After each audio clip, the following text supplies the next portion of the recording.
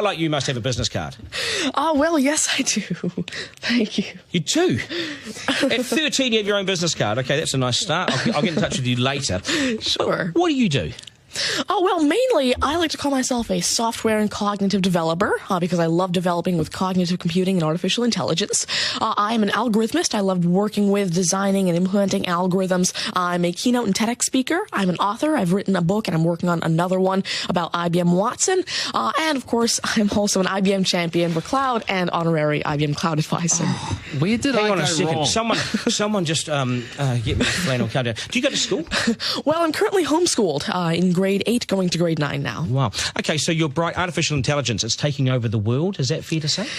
Well, you see, that's actually one thing that I believe a lot of people have, the sort of misconception that artificial intelligence is this technology that was made to replace humans at really everything we do, whether it be, our jobs or whatever we do at home every day. But really what I believe is that artificial intelligence was developed and is continuing to be developed for the sole purpose of really augmenting our life and amplifying our skills or capabilities and what we can do every day. But what about when the computers actually learn that they're better than us?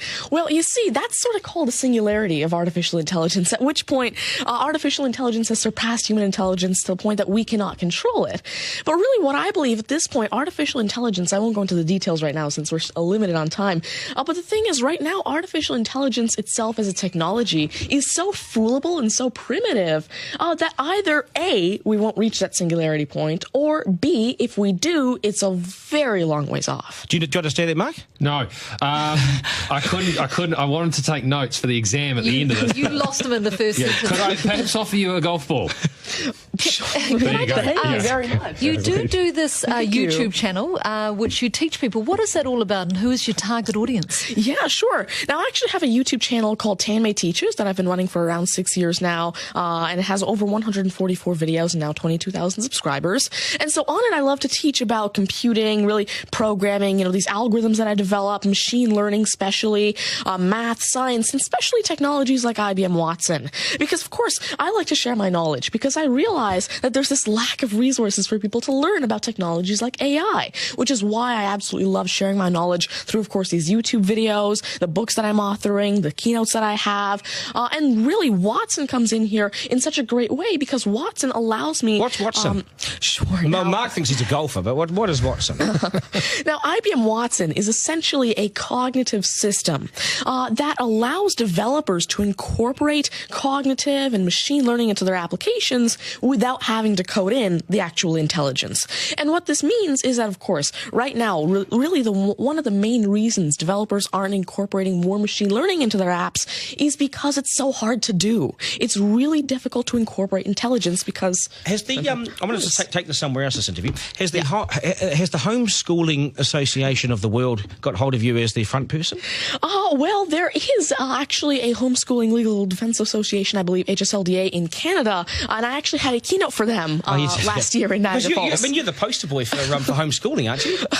Well, I did have a keynote for them, and I talked a lot about the advantages of homeschooling and why it's great for kids who want to go into different and really targeted subjects. Okay, I want to get right down to business now. When did you realise you were bright and smarter than most? Well, I originally started coding when I was 5 with simple languages like Fox Pro and Batch. But eventually, at 9 years old, I had my very first iOS app accepted into the Apple App Store called T-Tables. But did your mum and dad do something to you between 0 and 5 that plug you into the wall? What did they do to you? At five, you were Are you smarter than your mum and dad, by the way? Already? Well, I have... my dad used to work as a computer programmer, but he used to work with, simple, regular programming languages like Fox Pro, Batch, a little bit of C, etc. But you see, now I'm really interested in artificial intelligence and how it can actually be implemented on all these different platforms. You'd be a nightmare to teach. You'd be an absolute nightmare to teach, wouldn't you? Because you'll be smarter than the lecturers. You would I never want to get in an argument with you, ever. But I would like to see you on a quiz show because I think you would nail that. Well, you see, there is one thing that I've been working on, and it's essentially an app called Ask Tanmay, an NLQA system. And so essentially, it's a system system that can take your natural language questions and answer them for you using Watson and artificial intelligence. And actually, the original reason why I made Ask Tanmay, there's an Indian version of the Who Wants to Be a Millionaire show called KBC, which I originally wanted Ask Tanmay to play. So that actually ties in quite a bit with what I wanted to do. It's nice to see you. Do you get because you're homeschooling? You wouldn't go to school dances and things like that, would you? School socials and things? Do you Well, I actually used to be regularly schooled until grade 6. Right. Then I became homeschooled, and so of course I still do have my This friends is still from a school. victory for public schools. Take that golf ball Yep. and bring it back to me when you've actually worked out a way in which it'll always go straight. Because I think you could do it. Technically, using a genetic algorithm or something. I knew there'd be an answer. Hey, it's brilliant to meet you. You're a complete inspiration. Thank you. And I hope my son was watching, a 7-year-old son. Message to Buster Garner, you got work to do, mate.